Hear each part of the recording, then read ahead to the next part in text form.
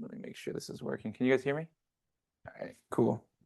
I think I said one more minute before we start, but while that minute's going, I just wanted to mention this slide I have open here is for a conference on intervention optimization in Bethesda, Maryland in May. So if you're interested in adaptive interventions generally, this is a conference, I think it maxes out at 300, first come, first serve, first 300 to sign up. So I don't know if there's any dates other than that information, but if you want more information, you can go to this QR code and find out more. And if you're really interested but don't know, if you want to find out more, also you can just email us directly at the D3C. I'll leave it up for 30 seconds and then I'll get started.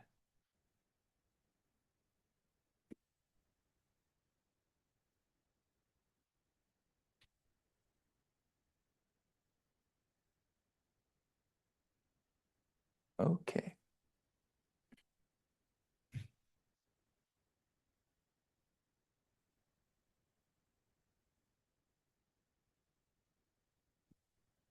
Perfect. So we have about an hour and 20 minutes left, let's say. I'm trying not to end exactly at 5. I'm trying to save at least 20 minutes at the end for any Q&A that we might want to have.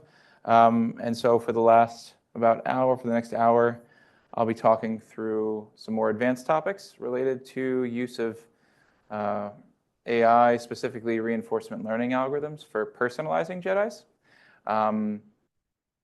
Just to remind you all, my name is Walter. I'm an associate professor in biostatistics and an associate research professor at the D3C. My goal in the next hour is to convince you to interest you in the topic, but also convince you of the difficulties in deploying these sort of systems in the real world. So I'm going to try and jump. I realize it's after 2 hours of listening, so you're in your third hour of listening to talks of this type. I'm going to try and focus on both the applied side, sort of explaining the engineering that's required for deploying these systems, as well as the statistical considerations. To start, I wanted to start with acknowledging 3 groups of people because I don't want it to come across that this is all my own work by myself. So the first group I wanted to acknowledge was all the students involved. So this is a mix of my PhD students and D3C research assistants who have worked on a variety of the studies that I'll talk about today. The group is a mix of students in biostatistics and statistics, ranging from more theoretical to more applied work. The second group I'd like to acknowledge is the group of PIs of the different studies and co-Is of the different studies that I'm involved with. So ranging from, you can see the sort of interdisciplinary nature of this work. We have on the screen statisticians like Susan Murphy and Snigdha Panigrahi, computer scientists like Ambuj Tiwari, behavioral scientists, Billy, and then domain experts like Jesse Golbis, Brahmaji Nalamothu, Srijan Sen, Amy Bonnert, and Mike Dorsch.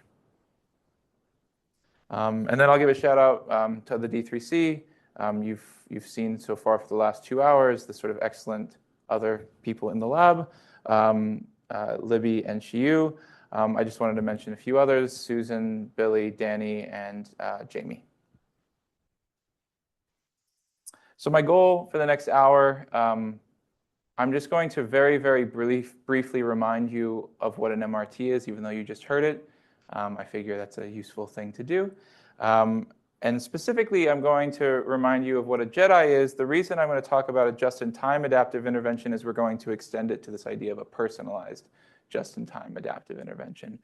I am going to stop saying just-in-time adaptive intervention and just say Jedi, because it's a mouthful. And I'll say Jedi and P-Jedi to refer to these 2 different things.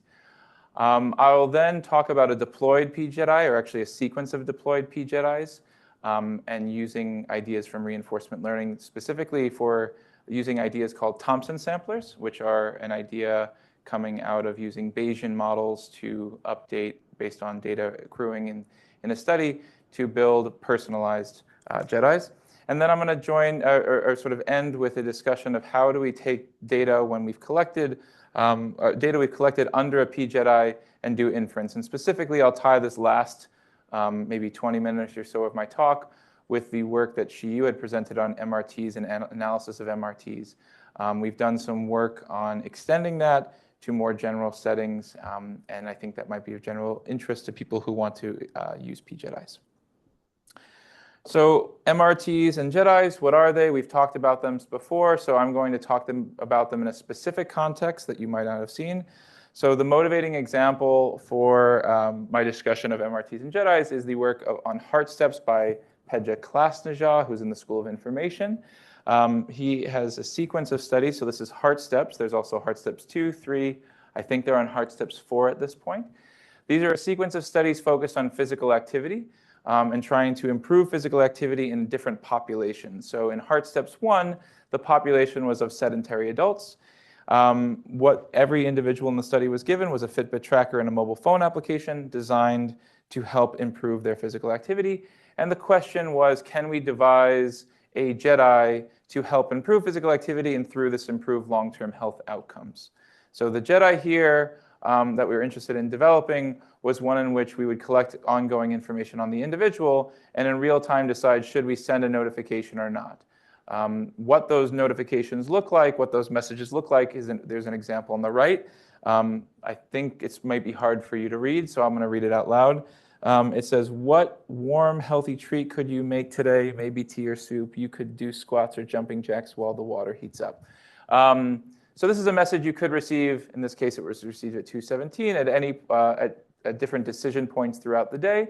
And the question is, when should we be providing these types of messages? So in this example, I just want to point out, not every message is going to just ask you to go for a walk. Some of them might just try and make you less sedentary. So in this example here, it's just trying to get you to stand up and think about maybe, in this case, doing squats or jumping jacks when you're doing something else. So to the point I raised earlier about the engineering, sort of the under-the-hood elements of these MRTs, Shiyu did an excellent job talking about availability, talking about randomization in the context of an MRT. What I'd like to highlight to you in this schematic is all of the under-the-hood engineering that goes on when you're trying to deploy an MRT. So here what we have is a sequence of observations, actions, and outcomes. So I want you to think of these triples. So on the far left, you have observations that are happening on the individual. So in heart steps, we measure things like location, weather, their current motion, so how active are they currently based on the Fitbit data we have, as well as self-reported activity through evening self-reports. I'm going to focus on the top line here, so I'm going to ignore the bottom component just for the purposes of clarity and focus. So on the top here, you see 5 times a day. These were predetermined decision points at which we thought there was high variation in step count and physical activity. So these pre-decided decision points, we would assess a few things. So first, we wanted to know whether or not you were available or eligible, I guess I should use more recent term, for an intervention. And we thought you'd be eligible if you were currently not driving and not walking. So why not driving? Well, if you're driving a car, we probably shouldn't send you a text message, sort of an ethical consideration. And then for not walking, well, if you're currently physically active, it's typically not a good idea to send you a message to try and get you to be physically active. And so we use passive sensing technologies to measure those two things. Now, I say that in passing, and I just want to emphasize that building those systems is non-trivial. So building a system that detects real-time walking, detects that you've been walking in the last 30 minutes, we can say that out loud, but it does take months of, maybe a month of engineering time to build that, make sure it works, validate it, et cetera. Once we've determined that they're not driving or not walking, you see this R on the screen stands for randomization. Here it's an MRT where we're randomizing at these 5 times with a simple coin flip in heart steps. So this MRT, just to remind you, is asking the question, can we develop a just-in-time adaptive intervention? So the MRT, the experimental design, was trying to collect data to answer that question. And here the coin flip was 3/5. This comes back to the notion of dose. So in the day, it was determined in this population that on average, 3 messages a day would be tolerated by this population. So 3/5 coin means on average you'll receive 3 messages in the day, but you could receive up to 5 and as low as 0. So the coin flips were very simple random coin flips in this setting. The intervention itself was tailored to your particular context. And so here I want to distinguish between personalization and tailoring. So what we're going to talk about in the next few slides is how to personalize just-in-time adaptive interventions. And this is going to be talking a lot about this R in the middle of your screen. Once we've decided that we're going to send you a message, the decision to send a message, the content of that message will be tailored to your particular location and context. So the intervention options are send message versus don't send message. If I decide to send you a message, it is not often a generic message, it will be tailored. So for example, if it's currently raining outside or snowing as it's been in the last few days, we don't want to send you out into a snowstorm. That would not be a good idea. And so we'll measure things like your current weather of your location to understand what's an appropriate type of activity to suggest to you. We'll also look at things like time of day. So if we think that you're at work, so it's the middle of the day and we think you're at work, the types of things we might ask you to do are different than the things we would ask you to do at the end of the day or over the weekend. To Shiyu's point, we have these interventions. They have two different goals. One goal is to increase your proximal physical activity. Here we've operationalized that through 30-minute step count. So we looked at how much have you walked in the next 30 minutes. But we also have a distal outcome which guides the overall intervention component. And here the distal outcome is overall physical activity during the study.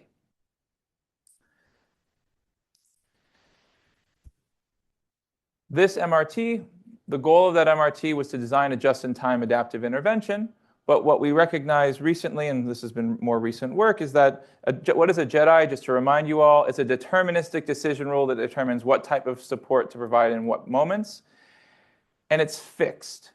However, what works for me might not work for you. So in this case, if we think about Shiyu and I as both participants in Heart Steps, given the data we've collected on each of us up until day 15, it may seem that on weekends it's more appropriate to send me messages to increase my physical activity, while for Shiyu it's better on the weekdays due to different considerations.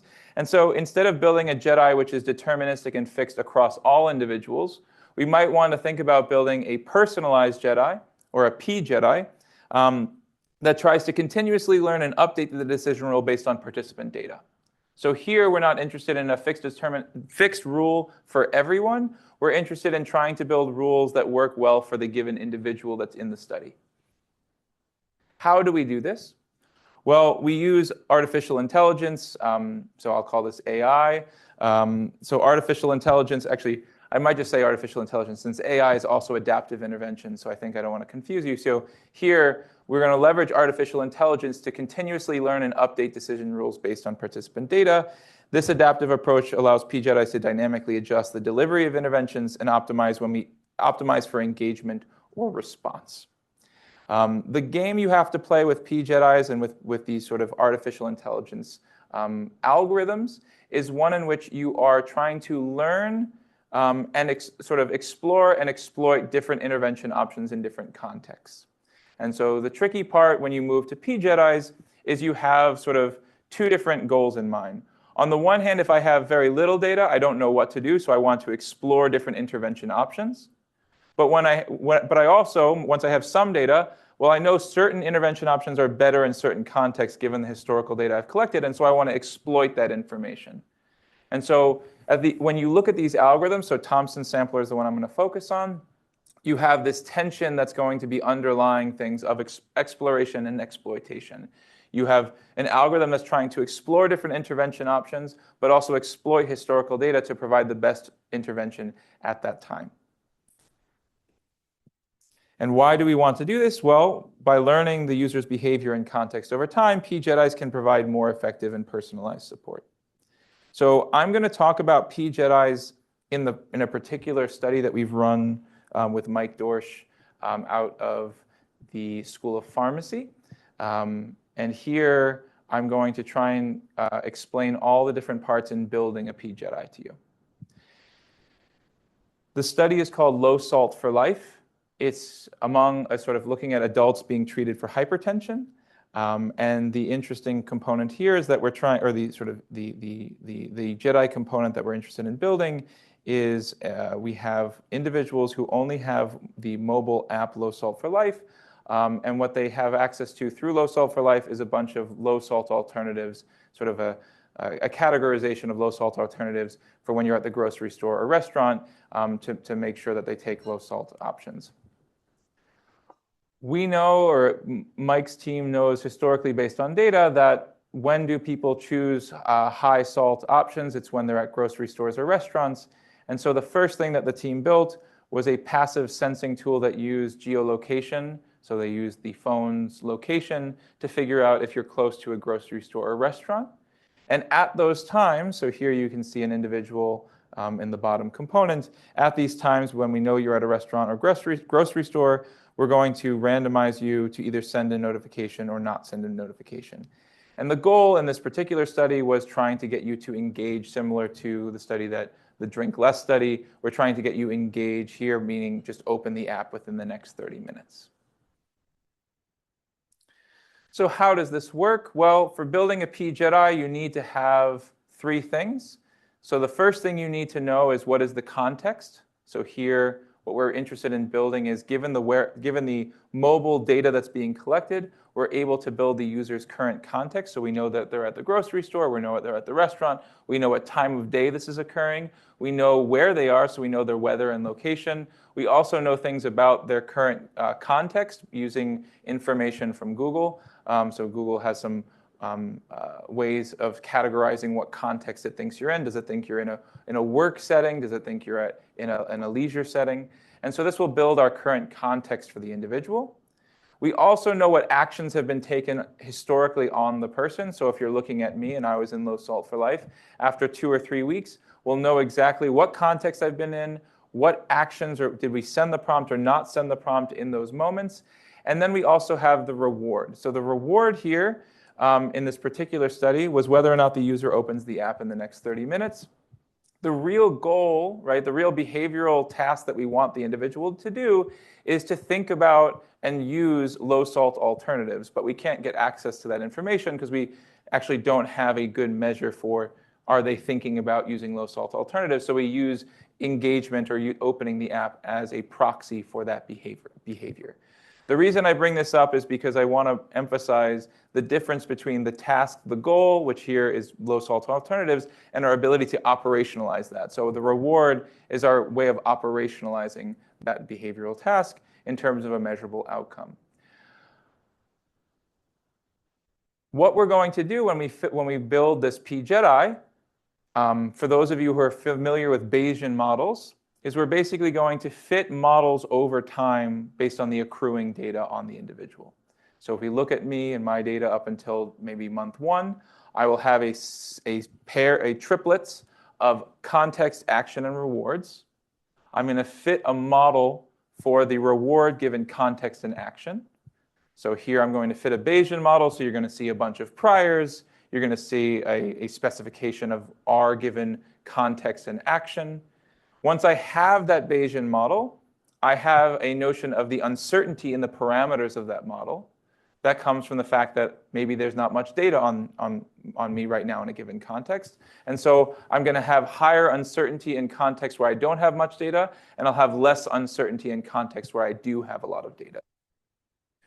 What we're going to do is you're going to draw from that posterior. So you're going to use the sort of Bayesian machinery of building a posterior distribution, drawing from the posterior. And then once I draw from that posterior, I'm going to maximize the expected reward under that draw.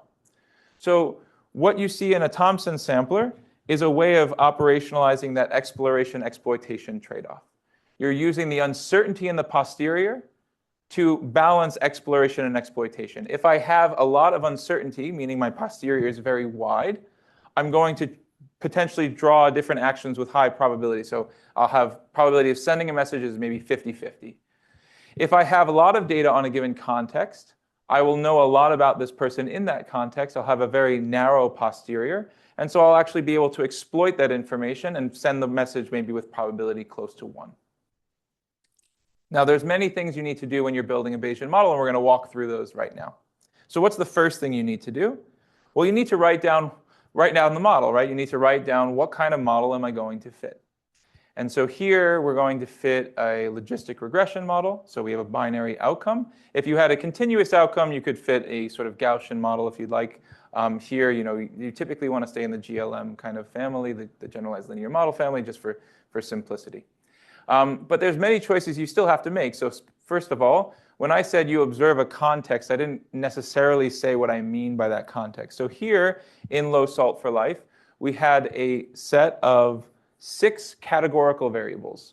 So here I have 6 variables that I'm measuring at every time point. Some of them are binary. So for example, week versus weekend is a binary variable I measure at a given time point. I have weather, which is another categorical variable. So specifically, I have categories like cold, hot, not so hot. I think it's 5 total categories. And then I have time of day, morning, midday, afternoon, and evening. And so I have each variable is categorical, and I have to think about, well, what kind of model could I build? I could start by building a really simple model. So the top line here is a simple model which does not depend at all on context. It's actually kind of like the model that she was building in her talk, where I'm saying that the probability of opening the app in the next 30 minutes is just a sort of constant model as a function of whether or not I send this intervention. So that's the simplest model I might consider. The most complicated model, which is this bottom one here, is, well, I have all my context, so maybe I'll have sort of the actions included as main effects, and I'll have main effects of all the different categories. So these first 2 terms, which are a little hard to highlight without my mouse. So this term here would be saying, okay, I'm going to include all of those categorical variables, just their main effects. But then you're going to say, wait a second, I didn't include interactions of the different actions with, so the treatment indicator with the context. And so what I want to do is include interaction terms of the treatment with the context. But I might go even further, and I might say, wait a second, if I'm going to include interactions of the treatment and the context, why wouldn't I just also include pairwise interactions of the context with the other parts of the context? Oh, wait, should I also include interactions of the context with the context? So you have these multiple components of my context and the treatment, and so you have 3-way interactions you might consider.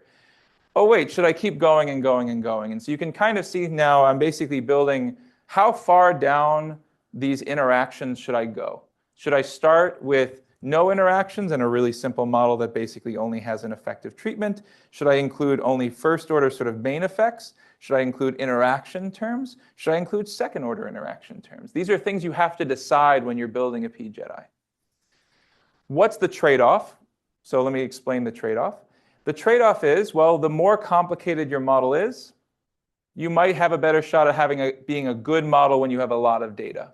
So if I build a really complicated model, well, it's maybe actually a pretty decent model for the data I have, but it's going to require a lot of data to learn something from that complicated model. If I fit a simple model, well, I actually don't think that's a really good model for the data that I'm observing. I really think that context does matter. That's why I'm collecting the context. And so you're going to have to play a game of how to build these models over time. And so the first thing that we did, and I'm showing it to you here, but I'm happy to talk offline about it, is we actually had a decision rule which looked at and was a sort of deterministic rules for building this model based on how much data do we have on this person. So early on, when we have very little data on an individual, we're going to build a very simple model. But as we accrue information about a person, we're going to include higher order terms. Now, we always stop at 3-way interactions, which is why this is the most complicated model on the last screen. But this is sort of a way to think about our model building. The reason this is difficult, and I want to emphasize it, is because unlike the previous 2 talks, where I have a fixed data set, I'm allowed to think about how I build my model and interact with it, this is an online setting where I have to protocolize how I'm building my model before the trial starts. I can't, at the end of every week, sit down with the data I have and think about, oh, I'm going to do some exploratory data analysis and figure it out. You need to protocolize how you're going to build these models and test them. And so this is our way of protocolizing model complexity. The second thing I want to emphasize is the fact that we have data on multiple individuals. So not only do I have data on me in Low Salt for Life, but I have data on Shiyu and Libby. And all of our data is quite small. right? So even if I watch or I measure on a given individual in low salt for life for the first 2 months, there's only so many times you're going to go to the grocery store or restaurant in a 2-month period. So some individuals in our study will have gone maybe 10 times, maybe 20 times, but you're having very few measurements per person. And so one natural idea that you might have is to pool information across individuals. How do we do that kind of pooling? Well, you can use a hierarchical model. So what we do here is we basically say, okay, instead of building a simple Bayesian model per person, for myself, for Shiyu and Libby separately, we're going to build one large hierarchical model, a hierarchical logistic regression model, that pools information across people by having random effects per person. So here, I've written down the entire specification of the model with different priors. And I'm going to emphasize a few things here for you, just to give you a sort of intuition as to why we have all of these choices. So the first thing I'm going to emphasize is the fact that you're going to, if you look at this long enough, you're going to notice that I go 10, 2.5, 0.625, and 0.156. What is going on there? Well, what we're doing is we're saying, you know what? I'm going to allow you to incorporate higher order interactions when you have more data. However, I'm going to assume those higher order interactions are usually pretty small relative to the main effects. And so what we're doing is we're letting the prior basically put more weight on the main effects than these higher order interactions. For those of you who want to talk statistically about this, this is using what are called weakly informative default priors coming from Andrew Gelman. So this is the idea that in a context of logistic regression, one of the bad things that can happen is you can have complete separation in your models, meaning in a given context, you only see always that the person opens the app or never opens the app, and you get overly confident in those settings. And so what this kind of specification does is avoid breaking your model every time you try and fit it, which is a huge problem when you're trying to fit models multiple times in these studies. The second thing I want to point out as a problem is that not everyone starts the study at the same time. So when I start the study, the first individual who is recruited, and there's no one to pool information with. So I start my study, I'm the first individual. But then later on, we're going to have many, many individuals who are in the study. So by the 90th person, you're going to have 89 other people who have started the study. How are you going to do this partial pooling? And the way we operationalize it in many of our studies is thinking about when do you think you're going to build this Bayesian model? When are you going to fit it? In the context of low salt for life, we thought that there wasn't going to be much data on an individual for the first 2 months. And so every 2 months, we decided to fit this model. But the question is, you fit this model with what data? And so here we say we're going to fit it with all available data on all participants so far in the study. So in this picture here, the first person in the study hits their 2-month period when we're going to fit this Bayesian model. And we have 2 other people in the study, so we have 3 total people. We're going to fit the Bayesian model using all 3 individuals' data, but notice that the second and third individual have not yet hit the 2-month mark. So we're going to have always this sort of lagged structure. Some people are going to get updated, while other people yet have full data. So you might have sort of a distorted view. What do these updates look like? So let me talk to you through what a Thompson sampler is going to do at the end of the day. So we fit a large Bayesian model every 2 months. It's specifically this model right here.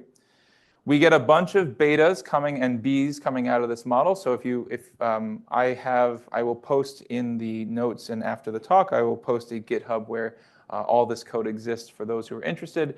We use, I did mention Gelman. We do not use Stan. We use PyMC3, which is a Python version of, it's basically Stan in Python. The reason we use Python is because in sort of our software engineering team was more comfortable with Python, so we didn't want to have to switch back and forth between R and Python. But if you're familiar with Stan, we basically use existing specifications from Stan and use MCMC to fit these models. What does that give you? Well, that gives you a posterior distribution for every individual's parameters at every given time. So what we have is, for me, Walter, I have the fixed parameters that are global as well as my random effects. And I can look at those, and for every combination of context, so here, notice I have restaurant, when you're working on well, it's cold today, so it's on a cold day, I believe it's the afternoon, on a weekday. Engagement is whether or not you've recently opened the app. So let's just say I've opened the app, so it's a 1.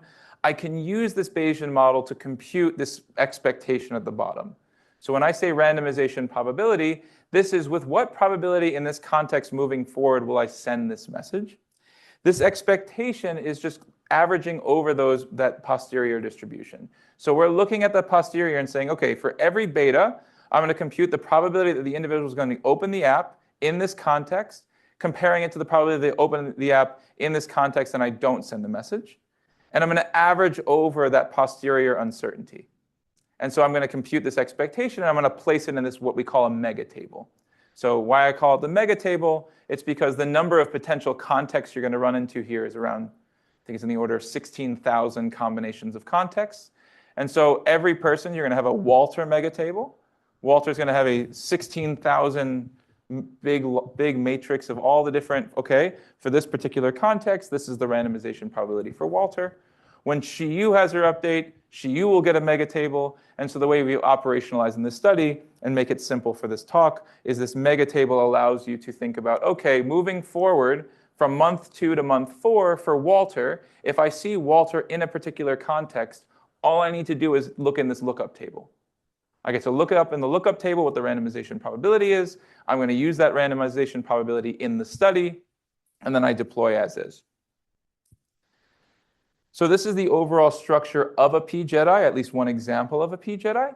This pJedi has some nice features and some features that I'm hiding under the hood. The nice feature here is that, again, because it's categorical, I can write down this mega table. I can write down every combination of context that you might come across.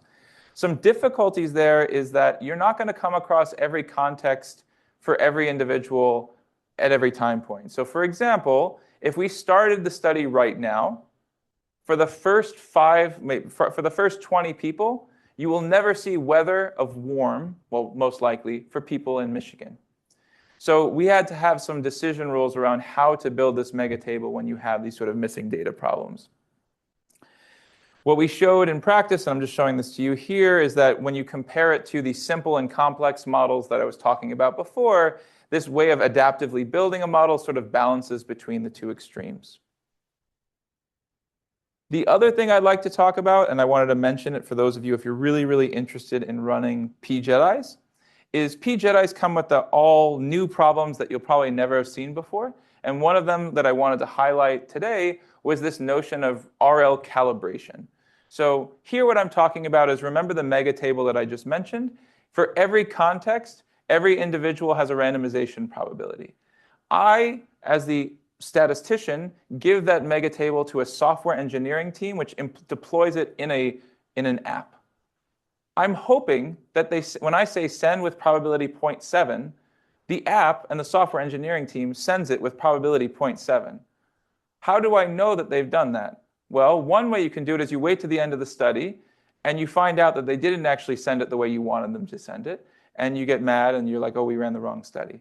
The other way to do it is every single week you can actually build a calibration plot. So what here I'm plotting for you is I'm plotting over the x-axis. We have every single time point for every single individual up until, I think this is the first 8 months of the study.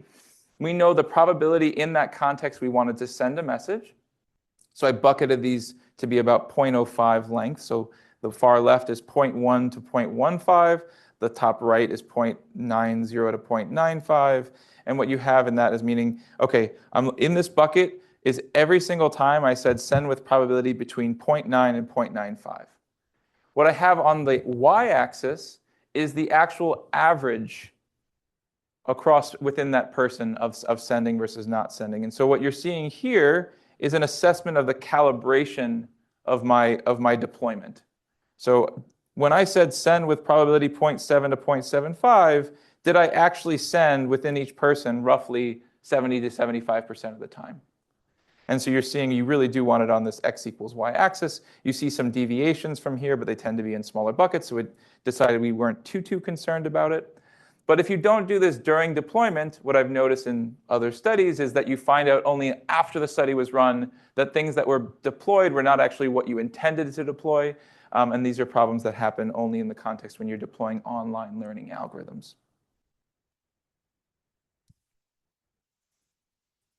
Okay, so what I'd like to talk to you a little bit about, and I'm going to skip some more technical slides, but I want to talk to you about is some other problems with p-JEDIs. So this is, again, we're going to talk a little bit about the complexities here. So this is a very sort of the next level. So in Low Salt for Life, I got to build a mega table. The mega table was nice for many reasons. I also got to use PyMC3. PyMC3 is nice for many reasons, but they have their complexities, or they have their problems. So what are the problems? So the first problem with PyMC3 is I need to run, if you've ever run Stan or run PyMC3, they are MCMC-based Bayesian models, meaning you get chains of MCMC output that you need to check for did they converge or not. So you sort of have to go and look at Bayesian outputs and be like, did my models mix? Am I worried that they're not mixing? You have to check them by hand, so there's no automated way to do that. So what we did for Low Salt for Life is we actually had an RA every week. We had automated reports with all the different output of all the different mixing components, check for updates that week. Did we see mixing? Did we see issues, et cetera? So this is something that is very difficult to do. It takes a lot of time. It's also something that I don't want RAs having to do all the time. So for that study, it was fine, but moving forward, we did not want to do that. The second problem is how much time it takes to fit these models. So if you've ever fit a hierarchical logistic regression model, you'll know that once you have a lot of data, it starts being quite slow to run.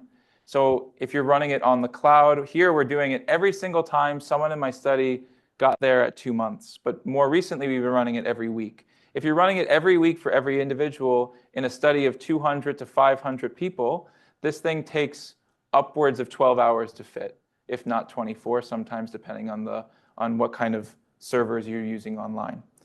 And so this means that you have a lot of computational complexity. I believe, although Mike was okay with it, I was spending like $5,000 every time I fit these models. I was spending a lot of money on fitting Bayesian models every single time I fit them.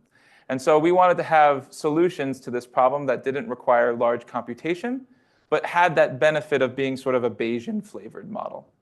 And so I'm going to skip a few slides, but I wanted to talk about our new approach, which we've been working on recently, which skips some of these issues. And the idea is as follows. So what we do is we call it Rome. This is the same team that built the original Low Salt for Life app. This is sort of, you build one thing, you realize what you don't like about it, and you figure out solutions for it. And so here, what Rome was doing is saying, you know what? We're going to look at and build a similar model. So we're going to build a model, which we call the advantage function here, which is, again, a function of, it's a hierarchical model. It allows for a fixed effect, a participant random effect. But one of the things we also realized in these studies is there's typically a time effect, right? So time in study matters. You're not going to be able to get rid of that just by looking at participants' effects. And so we allow for a time random effect. Here, what we mean is that early on in the study, you might see certain effects that might dissipate later on in the study based on what she was talking about. What I'm going to highlight, and I'm going to skip the math, but I'm going to point out the thing, is what we ended up doing in Rome, and you're going to skip all of the pseudocode. I put it here because I know the slides are posted online. So for those of you who really want to look at the details, please feel free to do so, and you can email me after, is you actually don't need to keep track of this large MCMC hierarchical Bayesian model. What you actually need to do is you just need to run a simple regularized least squares or a simple regularized logistic regression. And then all you need to do is you need to run a perturbation of that. So by what I mean by that is you just randomize the solution to your GLM output. So what I'm saying here is what we've done in our new algorithm, so the idea here, is you actually just solve the same system once. You solve a generalized least squares or generalize a linear model, or in my case, it was a least squares for the upcoming implementation. This gives you a theta hat. And you just inject noise directly in that theta hat. You don't need to keep track of this massive posterior, which requires MCMC samples. You can just inject noise directly in that point estimate and still run the same kind of Bayesian Thompson sampling flavored thing. So here, just pointing it out, what we've moved from is a full Bayesian implementation, which requires MCMC and large computation, into a much simpler perturbation approach, where we fit one simple least squares or one simple GLM, and then we just inject regularized GLM, and then we just inject noise directly in the solution. And this, I think, at the end of the day, I save thousands of dollars for my collaborators. In terms of implementation, I don't need to actually manage an MCMC and look at the MCMCs every single time. And so this leads to nice solutions in that way. And so Roam has some nice, this is just showing you, yay, it worked well and works better than our previous approaches in a bunch of settings.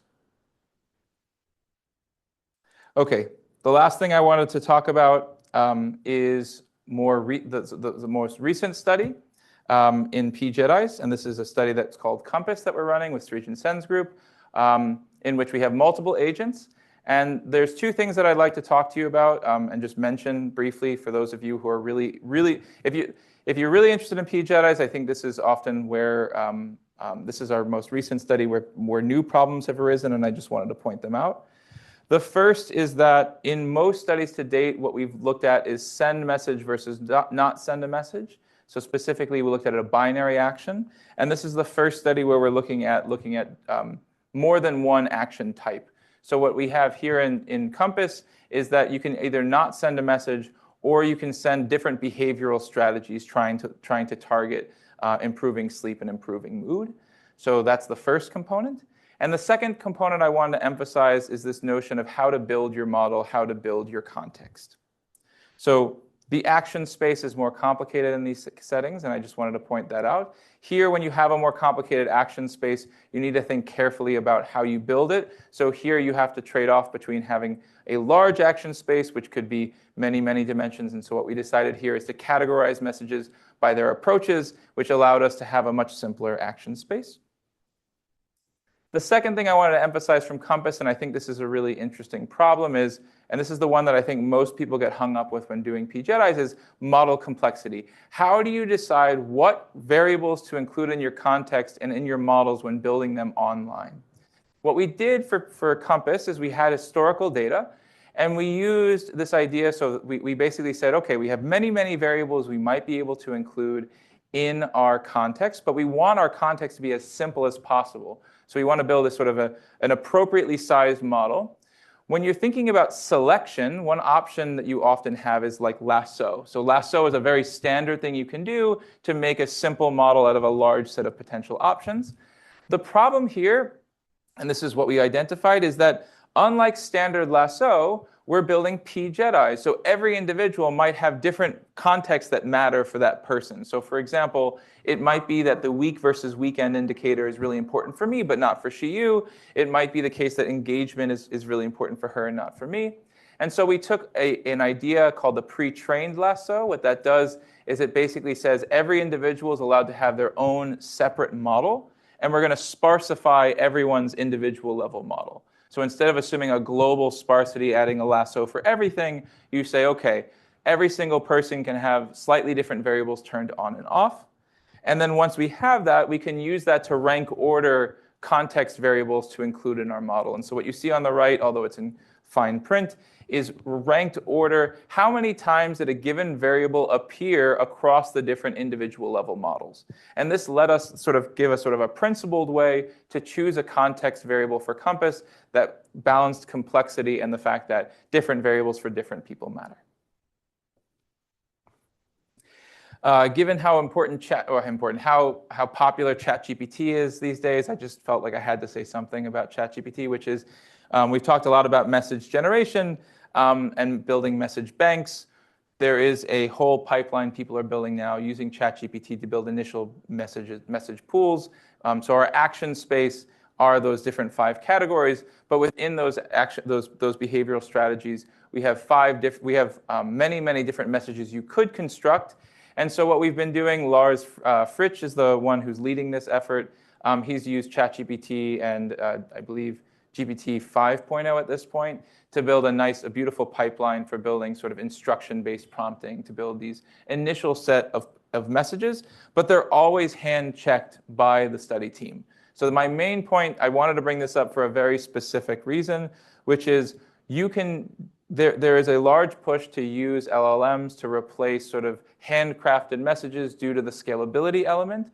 However, deploying them without checking with the larger study team of the appropriateness of the messages, we need to have that sort of built in, and so we have this sort of human in the loop element to the message generation.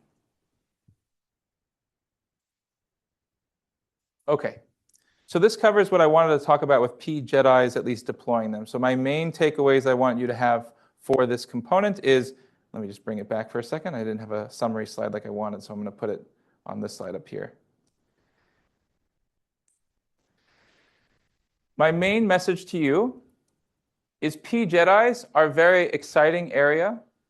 I'm not trying to warn against their complexity, but I'm trying to explain what's required if you want to deploy a p-JEDI.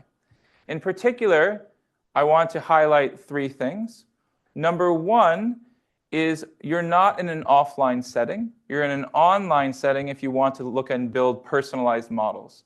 When you're in an online setting, in a trial, you need everything to be protocolized, which means you need to have models that can fit over time in a protocolized fashion without breaking and without having issues that arise.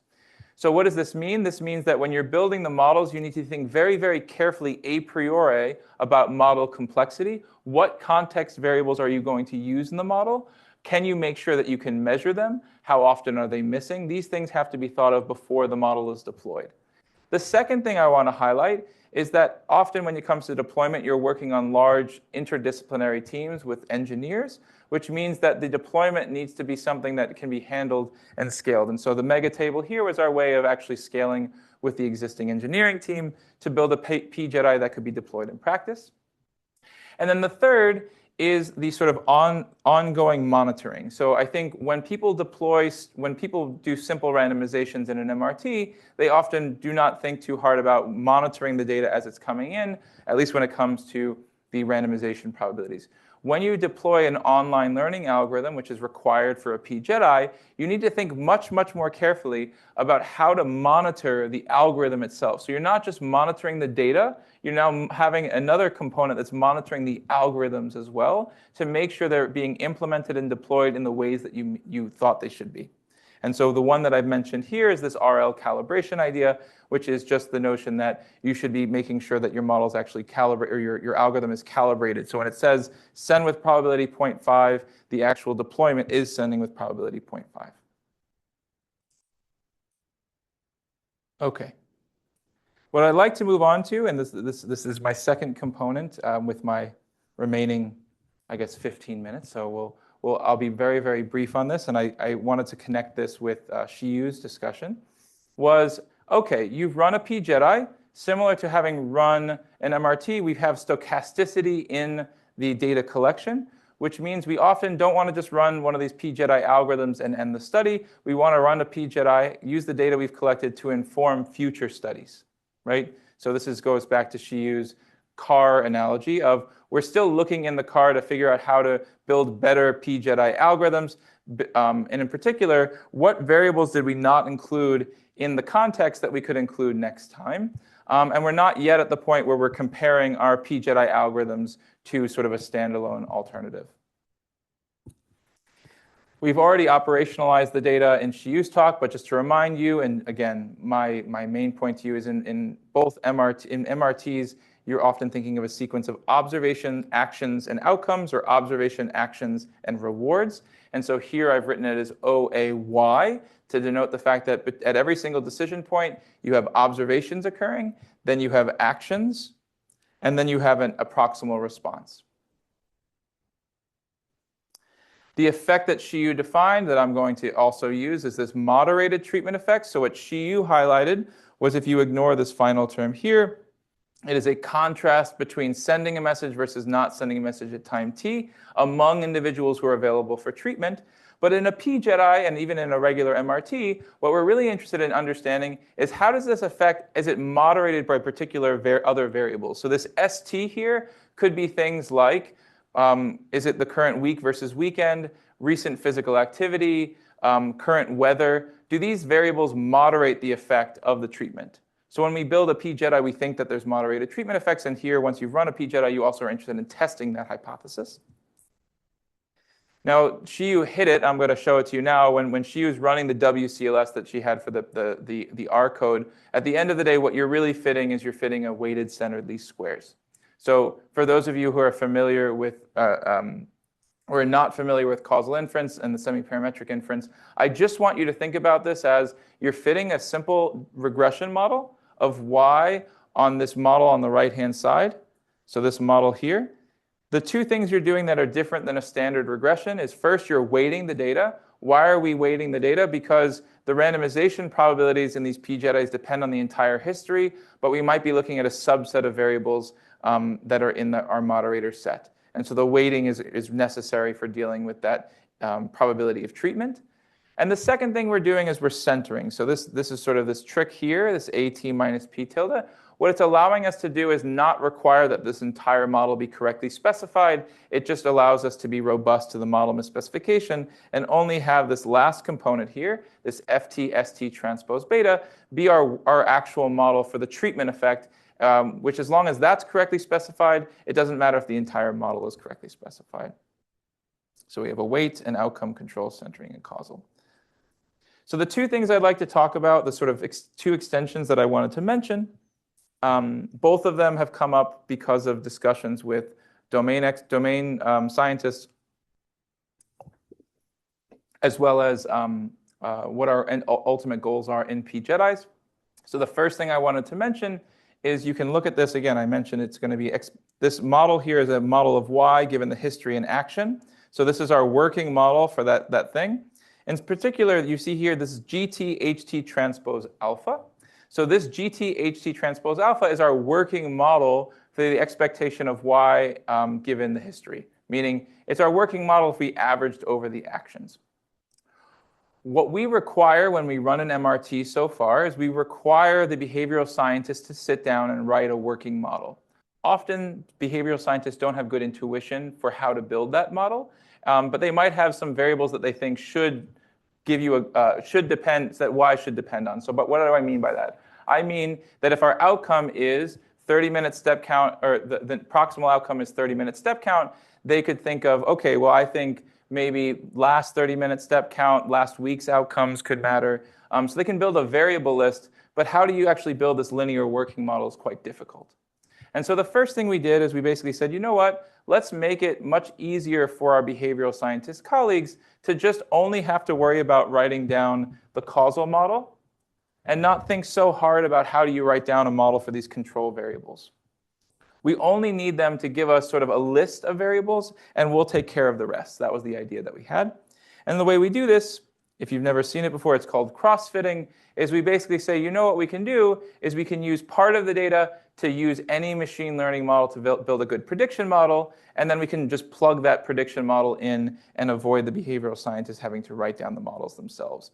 And so the way it looks under the hood is we basically say, okay, you know what, just give me your list of potential variables you think might predict Y really well.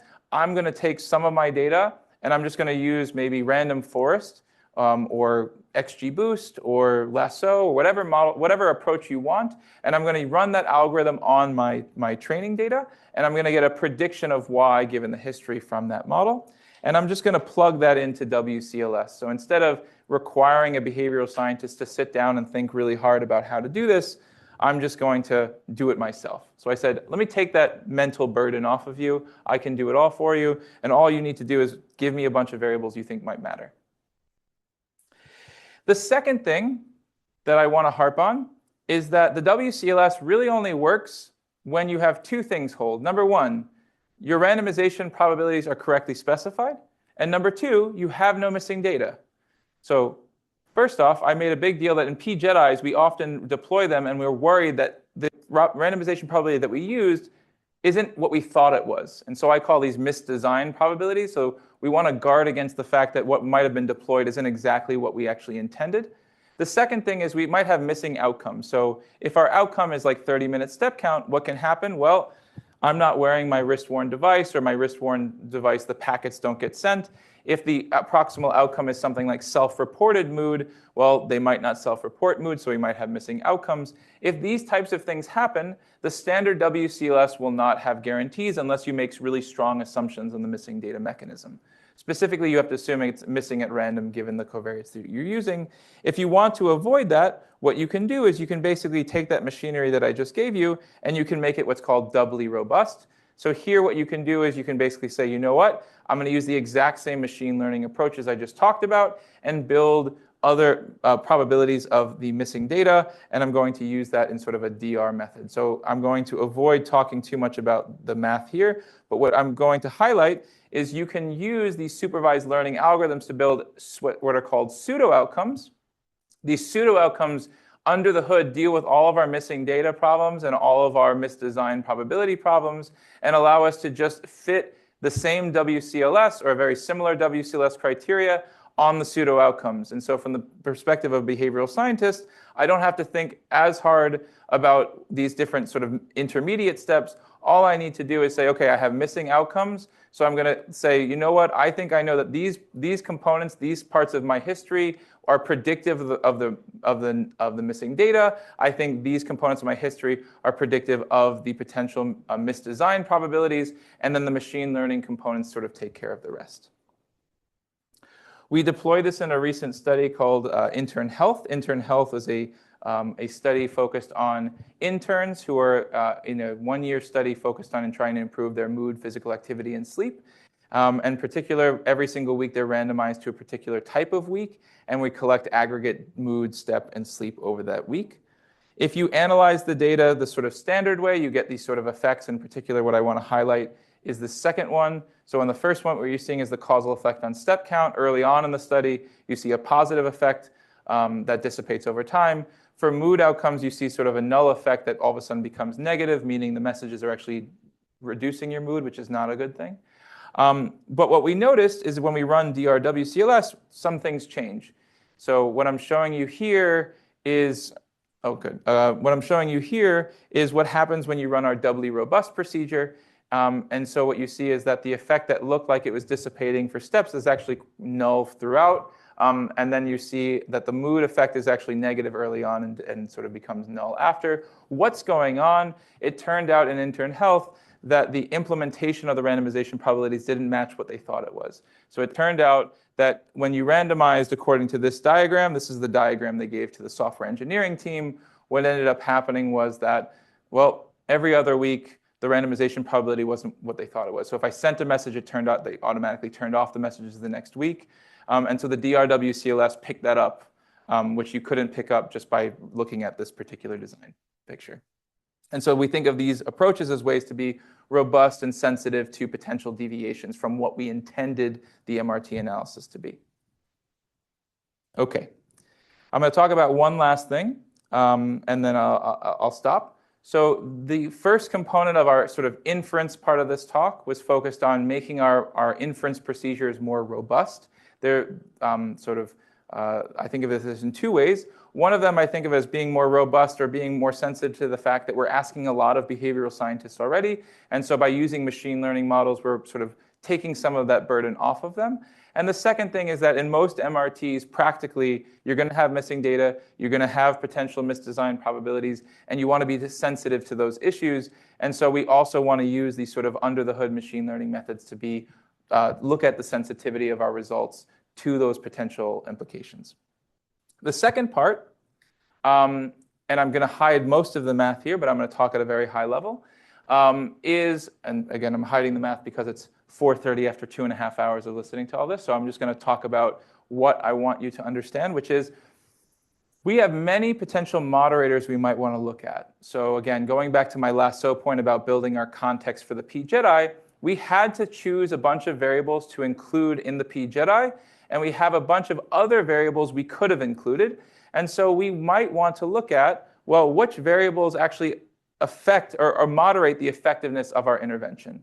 One approach you could take is you can go one variable at a time. So you go through your list of 100 variables, you look at using WCLS, you look at the marginal effect on each variable separately, and you say, oh, look, that maybe 25 of them seem to have a marginal effect. The alternative would be to try and fit a big, gigantic model using all 100 potential moderators at once. So what could go wrong? Well, if you go and do the marginal analysis, if you go one at a time, you could have a lot of false positives. Why could you have a lot of false positives? Well, some real moderators are really correlated with not true moderators. And so you have this correlation will inflate the false positive rate. So if you go one at a time, you're going to have a lot more signals that you think are significant than actually are. If you go all at once, well, you're going to run into a different problem. That problem is, well, now your model's gigantic, right? So you lose interpretability. So what could we do? Well, what we could do is we could, I just said everything on the slide out loud, but here we are. What can we do is, so how do we handle the large increase in model complexity when we want to actually try and jointly understand effect moderation among a bunch of variables? So here I'm thinking of a PJEDI where I have the ones that I use, so my 10 variables I use to build my PJEDI. I have another 20 or 30 potential variables that might moderate the effectiveness. I want to put them together in one big model. Well, what I could do is I could just do the WCLS, but maybe I do something like the lasso. I penalize the model to try and make it sparse. I say, you know what? I'm not going to think all 30 variables are important. I'm going to try and sparsify my model and run lasso. That is something you can do. The problem with that is then how do you do uncertainty quantification? When Shiyu was showing you slides before, she had confidence intervals she could show you saying that these effects are significant or not. When you run lasso, you lose that ability to talk about uncertainty quantification. Until recently. And so what I'm going to give you, this is a one-slide summary of about the last 10 years of an area. So I'll just explain what's going on. There's been, in 2016, there was a realization that when you run standard lasso in the context of OLS, you can actually do inference after running lasso. So what do? You run lasso to figure out what your selected set of variables is, and then you rerun your OLS you refit using OLS with your selected set, and you can build what's called the polyhedral method. You can basically adjust for selection. So the idea here is you build uncertainty quantification that adjusts for the fact that the variables you're focusing on were selected using a lasso procedure. That sounds great. Actually, there's a group that we work with, Ashkan is at UPenn, who's extended this to effect modification. So in particular, you can use a very similar procedure of penalizing using lasso to pull out potential effect modifiers and account for them in an asymptotic sense. What could go wrong?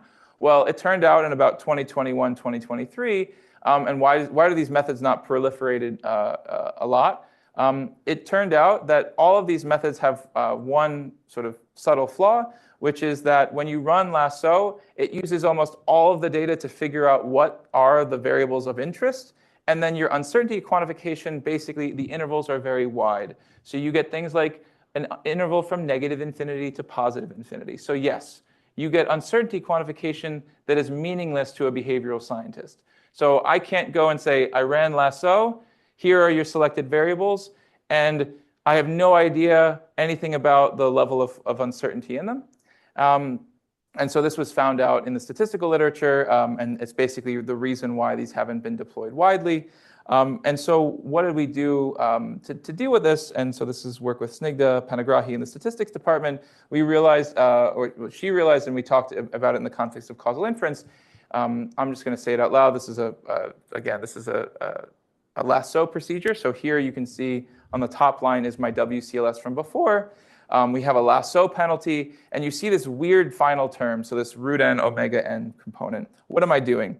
It turns out what you need to do is you just need to, again, back to my perturbed, inject some noise when you're doing PJEDIs, you can actually just inject noise directly into the procedure, and this is called a randomized lasso. You basically say, I'm not going to solve the problem I want to solve. I'm going to solve sort of a slight perturbation of the original problem. What is this equivalent to doing? It's saying, you know what, I'm going to reserve some information for sort of uncertainty quantification. It has a lot to do with trying to do sort of subtle data splitting. And this allows you to do inference after the fact. So what I'm going to show you here is a final study. This is Valentine. Valentine is basically a version of heart steps. So Valentine is Jessie Golbus's study out of the medical school. She's studying cardiac rehabilitation patients, looking at something exactly like the 5 times a day component that I mentioned in heart steps. So 5 times a day, check if they're not driving, check if they have internet connection, randomize in a simple fashion, look at anti-sedentary messages in the same way. So this is the exact same procedure as heart steps. And what they noticed is they saw a very strong positive marginal effect early on, but later on they couldn't see anything. And so what we used is we used this selection procedure to say, well, Jessie had no idea what variables might moderate the effectiveness. And so we made a list of 25 potential variables. We used the randomized lasso to basically pick out the top 4. And then we did uncertainty quantification after that. So I'm going to just show you what those results look like. So on this slide here is the analysis using this randomized lasso. I want you to focus on today on these blue bars. So the blue bars are, I put 25 variables in that I thought are potential moderators that are important, and it selected 5 of them out. The 5 it selected out, so I included, those 25 include things like time in study that I thought was important because of the previous picture, as well as a bunch of other variables. And it turned out what actually was selected are a bunch of variables related to your actual step count.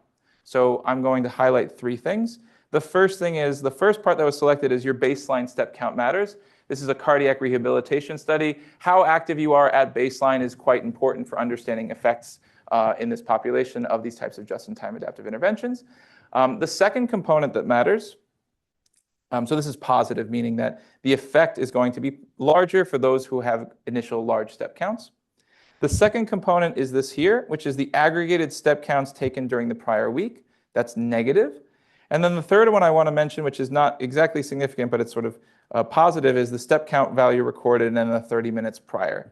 So what really is interesting about this picture is you have this instead of time and study mattering, when you run these sort of joint analyses, the picture you get is a little bit different. What you're seeing is that what moderates the effect is a large positive effect of baseline steps.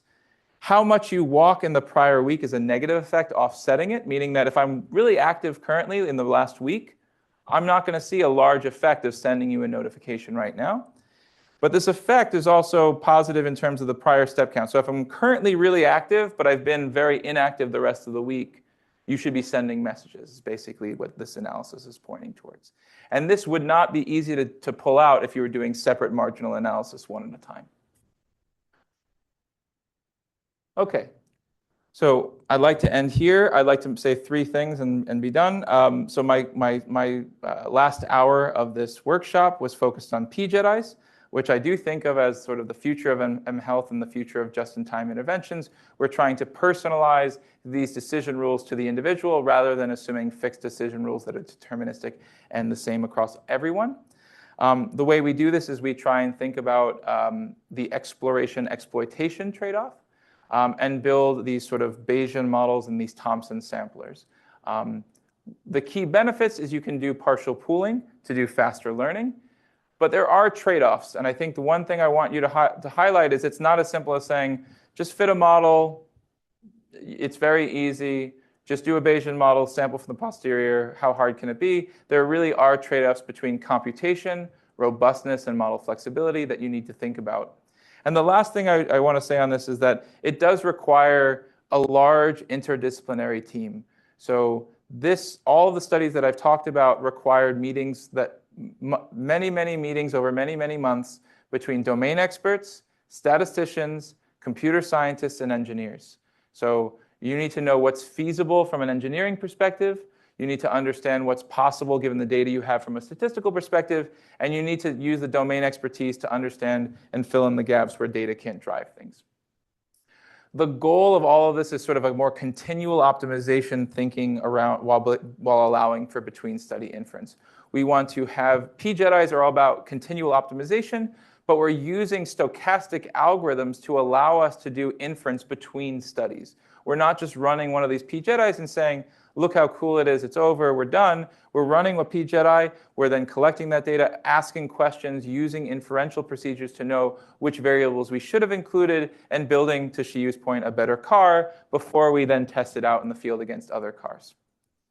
There are a lot of concerns when you run PJEDIs. The ones I talked mostly about is study monitoring, learning on the right objective. So you have to pick a reward, which means you have to think a lot harder about what's your actual goal, how are you going to operationalize that goal, and how are you going to handle multiple components. So in the simplest case for low solve for life, we had one component, but in more recent studies, we have many components operating at the same time, and we have to think about how they're going to operate together.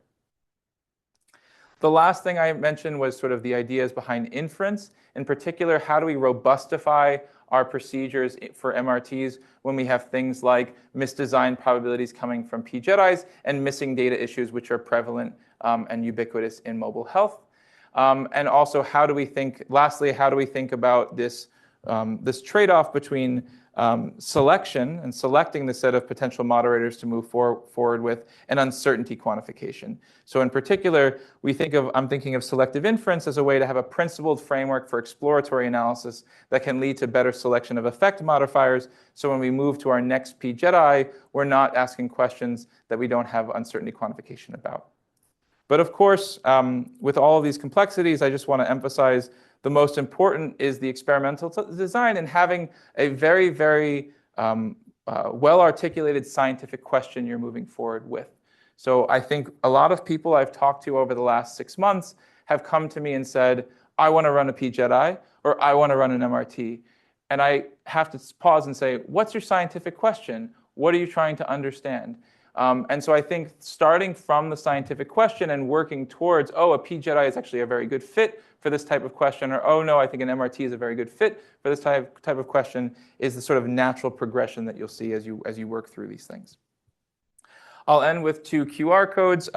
So for those of you who are interested, I didn't talk too much about code. I have them up here. We have I'll call it, it's not even beta, it's an alpha version of our code available on GitHub for the selective inference. And if you're really interested in p-JEDIs, we have a lovely website that goes through all the different components of p-JEDIs, and specifically has a bunch of links to recent implementations. So you can see the trade-offs as we're sort of thinking about best practices for p-JEDIs. There's been a bunch of different groups going in different directions for best practices. And that's it. So I'll end there. We have about 15 minutes before the end. I think the goal that Libby, you and I had was to have 15 minutes both for discussion, for any questions that might have arise. I think Paul has access to the chat while I do not on this computer. Okay, so I'll stop there and thank you all for attending and thank you for listening on Zoom and answer any questions you guys have until 5. Thanks again.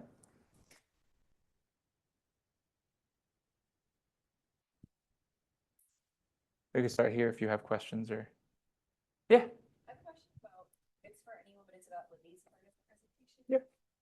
I'm sorry, would you mind repeating the question? I don't think we have ceiling mics right now, like by design, like they were about. Oh, so just repeat the question that's being asked. Okay, not a problem.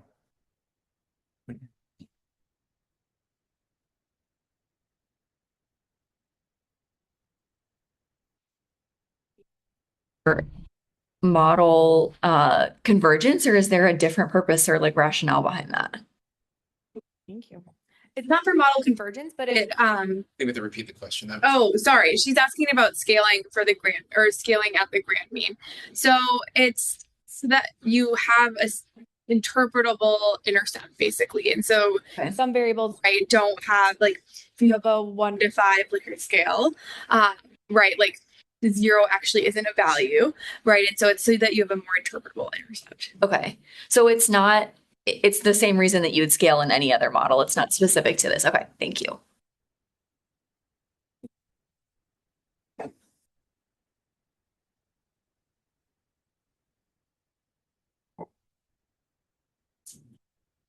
I guess along similar lines, why did you choose to use generalized estimating equations? So that choice is so that for the nitty-gritty. Yeah, I can give it. Yeah, so I can. And so the question was why generalized estimating equations? And even though I didn't say it, even for the MRT approach, we'd also use generalized estimating equations. The reason, it's basically a reason about being robust to a bunch of assumptions. We just really want to make an assumption about what the sort of treatment effect specification is, or the means under the sort of treatment regimes that you have. So in the MRT context, we just want to say, okay, there's a treatment effect that we think is linear over time. We really don't want to make many other assumptions about the dynamics going on. In the context of a SMART, we have an idea of, okay, we think that the model for, conditional on some baseline covariance, this is the model for the treatment effect of baseline treatment, or the first stage treatment, or the second stage treatment. We don't want to make many assumptions about dynamics, make any assumptions about any other components of the model. And so the GE just lets us do that and basically be as robust as possible to other parts of the model being misspecified.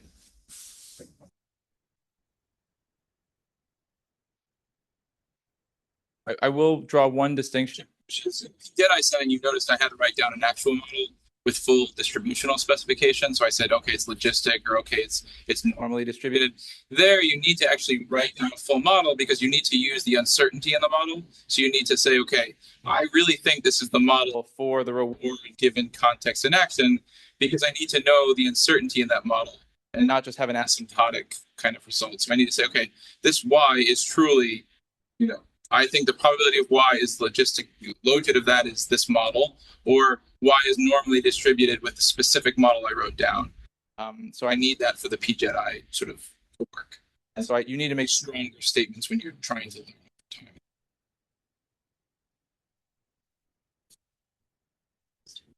learn. I want to ask Walter a question. It's about the PJEDI. So you were talking about the mega table that in the end, what we want is a randomization probability. So I was trying to understand, how does that link to the reward, like that reward regression model that you were fitting? Like, suppose that I'm fitting a regression model, right? I know it's more complex than that, but let's say it's a regression model. So what we are predicting, the outcome, is what's the probability of someone opening the app? So how do I translate that into the decision of randomization probability? Here, I don't need to repeat it because you said it to them. Yeah, so I think when you look at this mega table, to me, it's like the simplest way to think about it, which is, okay, let's just take a particular row in the mega table. This is for a particular context you're looking at. So this is Walter has walked into a restaurant. He's currently shopping. It's cold outside, etc. All the way down. You now have your context, your X. You have a model for Walter, which is just saying, okay, I have a posterior distribution that given X and A, I have this sort of distribution of the betas for Walter at this time point in this context X. And so if I draw any of those, so if I think for a fixed beta, so this is, so for a fixed beta, I would know, okay, is it better in expectation? So is the probability that Walter will open the app in this context, given I sent a message, and a fixed beta bigger than if I don't send the message? So this is sort of the comparison. And the posterior just averages, this expectation on the outside is just averaging over the uncertainty in that model parameter. So if you have a model parameter that's really confident, meaning it's really narrow, it knows a lot about me, it's just going to say, okay, there's not much uncertainty in this quantity, and so I know for a fact it's better to send the message than not. If it's really early in the study, or it's in a context where you have very little data on me, then I'll have a really wide, my beta is going to be really wide there. And so that probability statement, it'll be like, I have no idea if it's better to send a message in this context for Walter or not. So that expectation is going to be like 50-50. I'll say two more things about it, which I'm not going to hide too much, but like there's two things here that are important to just mention. The first is for simplicity here, I didn't include things like cost. So when you're doing contextual bandits, you're really just focused on trying to get someone to do something right now. So you're like, is it really good to send a message right now? You're not thinking about delayed effects. So there's no notion of like, oh, if I send a message now, it's going to cause Walter to habituate. And so like, that's a bad thing because like long-term outcomes might be worse. And so when you do that, you can incorporate things like cost. So like sending a message comes with a cost. And so people will do this thing, looking at the observed reward, but doing reward minus some cost. So like only if Walter's probability of opening the app goes up by more than 10% will I want to send a message. And you can incorporate that as well.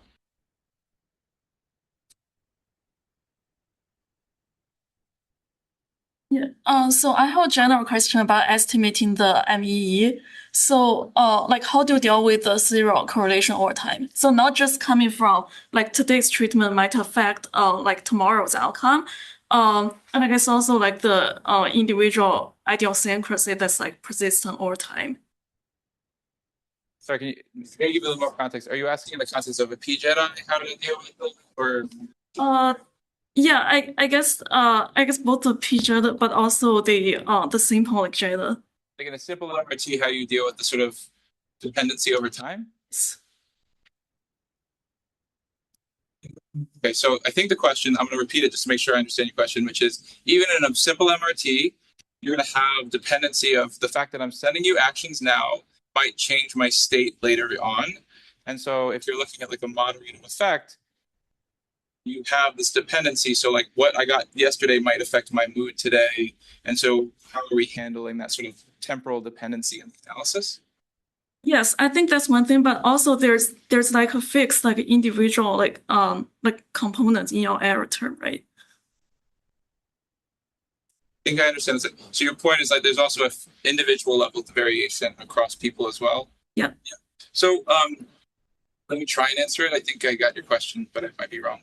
So the effects we're looking at, I keep sliding across the slides without, I'll do it not all at once. So let me find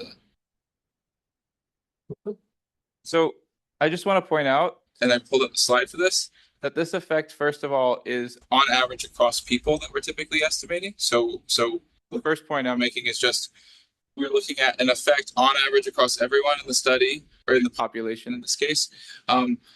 Given you're available, to Shiu's point, and you're at this current moment, you're at this state or this set of moderated values, ST. How you got to this ST, we're not going to think about that right now, meaning like you're only looking at the subpopulation who are currently high mood or currently highly active. So the ST and how you got there based on prior actions, that part is like sort of averaged over in the analysis.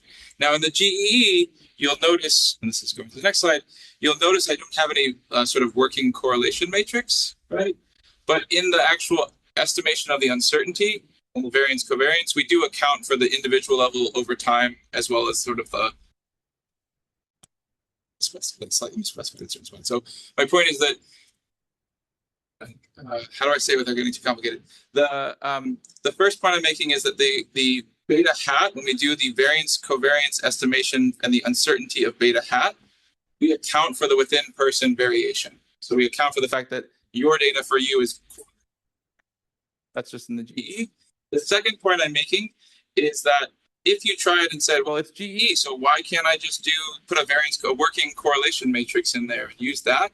It turns out that if you do that, you can actually run into some problems. So the problem basically boils down to the fact that we're looking at time varying covariance, that ST. And so if you misspecify your variance covariance matrix, you can actually induce bias. So you have to use the working independence correlation in the GE for this analysis to work.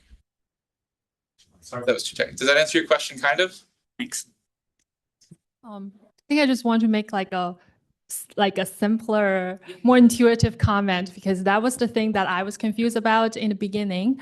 I don't know if it helps, but maybe you can think of each randomization, like you take out each randomization and then treat it as like its own thing, because like randomization is randomization, right? So when we do randomizations, like we make the assumption that if it's successful, the treatment and control group, they are balanced.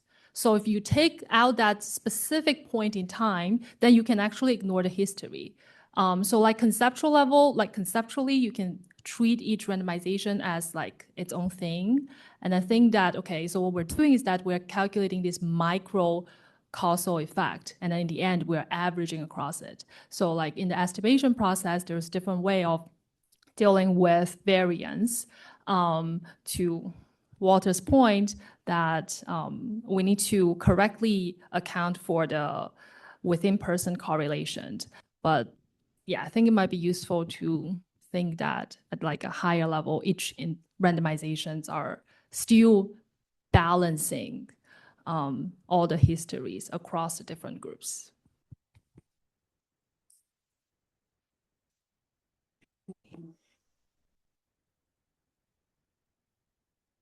Okay. Zoom is clear. If anybody else has any more technical questions, please feel free. My question was just, it's not really a question. I just wanted to give you guys a chance to kind of go back through and summarize what materials you have online for the audience, because you kind of did that at each break, but maybe sped through it a little bit. So if you want to take a minute to just talk about what you've got online, that'd be great.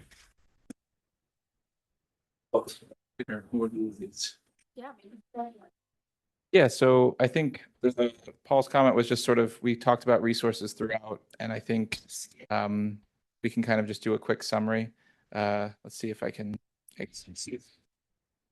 So I just want to highlight the fact that has a bunch of resources that we've mentioned throughout the talk. So if you go to methods and trial designs, for example, so here we have SMARTs. And there we, why is it not letting me click? It's just not letting me click. My internet is off somehow. There we go. So if I could click, you'd be able to see, this is being weird. There we go. So if I go to SMARTs, you'll see that there's actually more details on the SMART as well as additional resources there. Topics. So if you want examples, you can go through it. If you want code, there's also a code section of the website, a code library that goes through different examples, and the links from our talks go back here. The only one that's different that will be on D3C, but is not yet because I need to make sure it's ready for real deployment, is the code base around the selective inference, which is on GitHub and has a whole walkthrough and has all of the sort of installation steps. But I'm just sort of cleaning it up. And then the deployed PJEDIs, I will also put links on GitHubs in the for you to put on the PDHP website. Those are all GitHub repositories that have all the sort of components for how we've done the monitoring, how we've done the fitting the models, etc. I think that would be what else did I miss? Okay. And you can see there's a PJEDI toolbox that has already been here. So if you read some of those, and I have those links there, you can see they have some of them as well. Great. But yeah, I think we can go ahead and wrap there. I don't see any more questions, so speak now or Thank you all for let's give you guys another round of applause. Go until 5 p.m. on a Friday. The audience dedication. thank you online. Very much, everybody online. Organizing. Oh, this is